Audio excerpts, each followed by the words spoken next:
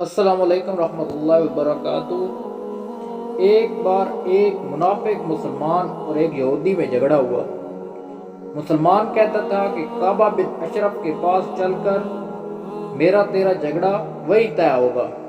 مسلمان کو ڈر تھا کہ رسول اللہ صلی اللہ علیہ وسلم میری طرفداری نہیں کریں گے اور امیر و غریب کا لحاظ بھی نہیں کریں گے، اور کعب بن اشرف یہودی عالم و سردار سے اپنے تعلقات کی بنا پر وہ پر امید تھا۔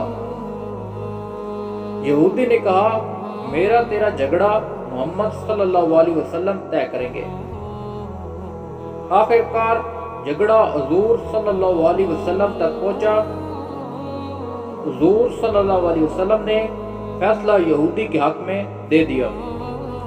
مسلمان یہ سمجھتا تھا کہ حضرت عمر مسلمانوں کے زیادہ ہمدرد ہیں، اس پر نظر ثانی اب ان سے کروائیں گے، لہذا یہودی نے حضرت عمر رضی اللہ عنہ سے یہ راز فاش کر دیا۔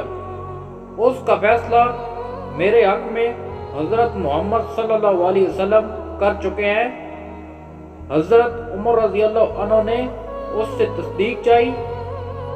اس کے بعد حضرت عمر رضی اللہ عنہ نے کہا ذرا ٹھہرو، میں ابھی آتا ہوں، اور تھوڑی دیر بعد شمشیر براں لے کر نکلے اور مسلمان منافق کا سر قلم کر دیا اور فرمایا ھذا فضلی من رسول اللہ صلی اللہ علیہ وسلم، یعنی اس شخص کا فیصلہ یہی ہے جو حضور صلی اللہ علیہ وسلم نے کر دیا ہے۔